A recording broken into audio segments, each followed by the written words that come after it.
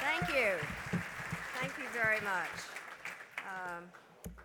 Pat, thank you. I can't thank you enough for those wonderful words of introduction, but I thank you most of all for your incredible service to the cause of democracy and to our country.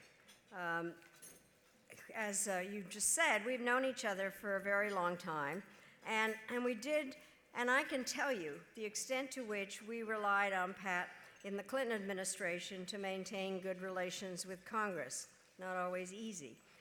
It was an assignment that has often been compared then and now to herding cats. I say that intending no disrespect to the distinguished members of Congress who are here with us tonight, or to the cats. I recall meetings in the Situation Room where Pat delivered a very tough message, but he always did it with such grace in keeping very much in terms of the themes of tonight, which is humor. And after we left the government, Pat joined me on the NDI board, and he really has played an invaluable role in helping us maintain a strong bipartisan support for democracy assistance on Capitol Hill. And I was very sad when he called and said that he was going to step down. So there is no way to express our gratitude, Pat, for everything that you've done for NDI and for our incredible friendship and for, in fact, interpreting Congress to us, even those of us that work there, because it always needs interpreting, and it is always fun to hear from somebody that is a professional in understanding the importance of executive-legislative relations. So thank you very, very much.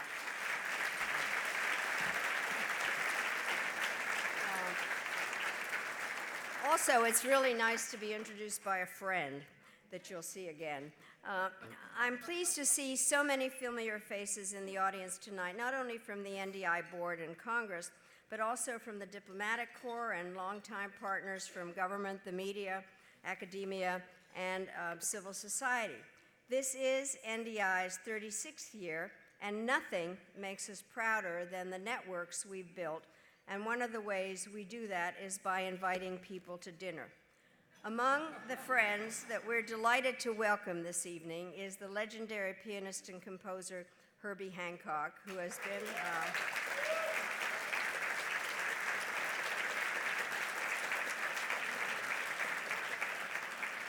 Derek mentioned him, but I have to say that Herbie is somebody that I've gotten to know and to be really, really good friends with, because I believe that music is a part of foreign policy, and we have no better ambassadors than jazz players who describe America better than anybody, and Herbie is really the ambassador of jazz to the world, so thank you.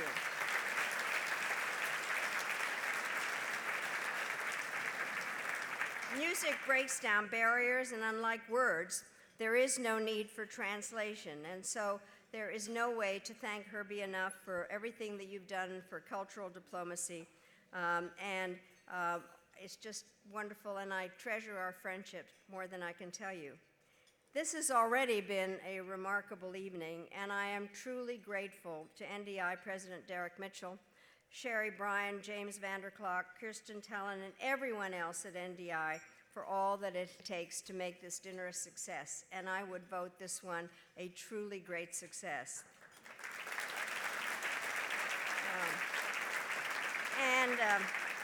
Even taking account of the Mystics and the Nationals, they are, for my money, the best team in town. Speaking of money, I also want to thank NDI supporters, and because of your generosity, this dinner has broken a record set just last year by raising more than $1 million to support our work in more than 70 countries around the world. Thank you all very, very much. We have also broken records for attendance, and again, part of the reason is that we feed people, but an even bigger reason is that we're fighting for a cause that matters and are having a very good time doing it. And tonight, as we highlight the role of humor as the most democratic form of speech, I can't help but think of the time I was asked to deliver my first comedic routine. Fear not, I won't repeat it here. But the thing that happened, just as I had become ambassador to the United Nations, Helen Thomas came up to me as I was buying new clothes at Rizik's and asked me to address the annual dinner of the Gridiron Club because she was the first woman president of it and she wanted to have a woman speaker. And as some of you know, this is a show run by the press corps and it's known for songs, skits, and jokes. So I just had one question and I said, why me? And she actually said, because Hillary and Liddy Dole had already turned her down. And so I said, but you know, it's really not my thing. And she said, don't worry, you know, we can really find somebody to help you do this.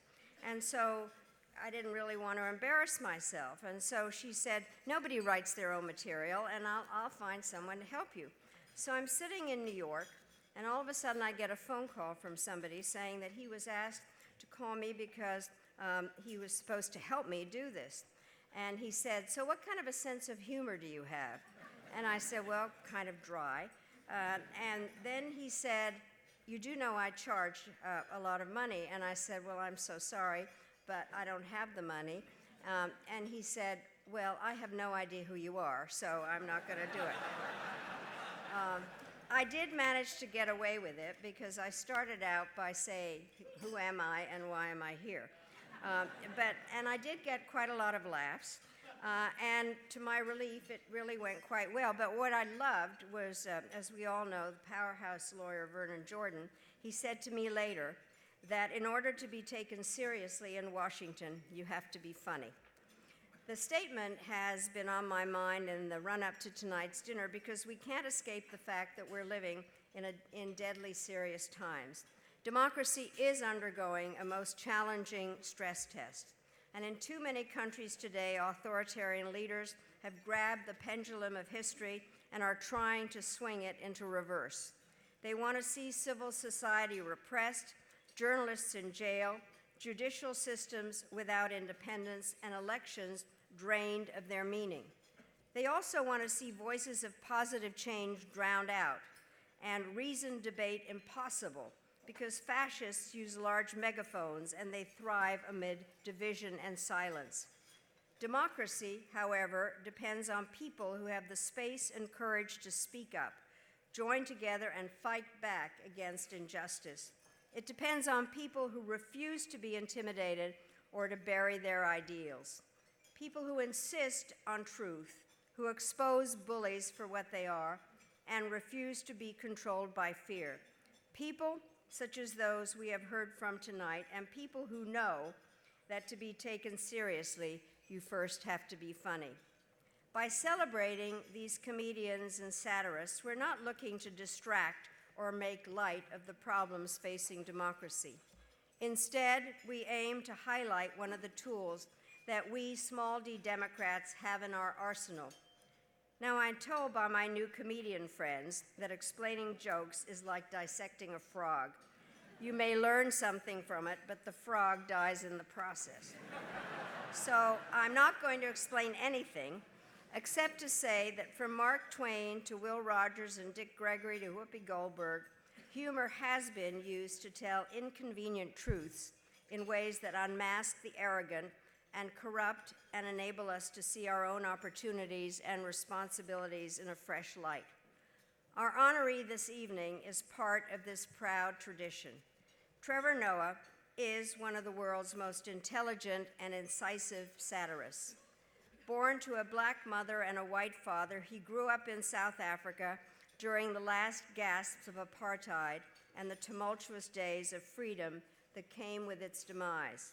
He established himself as the most successful comedian in Africa and became in 2015 the host of America's leading comedy news show. In that role, he has brought a global perspective into our living rooms, exploring the world's injustices and follies with just the right combination of wit and wits. Trevor's brilliant memoir, Born a Crime, was released in 2016 and quickly rose to the top of the bestseller list. It is brutally honest account of life under apartheid, but it's also a moving tribute to his mother, Patricia, whose love and sacrifice enabled Trevor to overcome so much. Earlier this year, Trevor released a version of the book adapted for young readers, providing a new generation with an honest perspective on South Africa's racial history and with plenty of inspiration to improve their own lives. Last year, he launched the Trevor Noah Foundation, which is a youth development initiative that enhances preparedness for higher education or entry into the workforce. It's an example of a program that is helping a democracy deliver for its citizens, and it is yet another reason why Trevor is so deserving of NDI's Leadership in Democracy Award. One of the things that I've learned during my brief career in comedy is that funny speeches are supposed to have serious endings. So during my appearance at the Gridiron, I closed with a reference to President Clinton's Arkansas hometown, invoked during his campaign as a place called Hope. As I said then, I was 11 years old when I arrived in America from a neighborhood in Prague where I was born called Smíchov, which happens to be the Czech word for laughter. And I would like to say tonight that no matter how difficult the world becomes, I still believe in a place called Smíchov.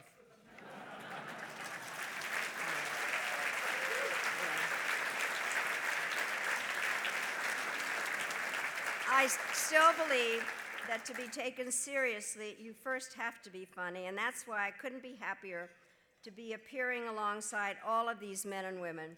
They are talented, they are fearless, and they are seriously funny.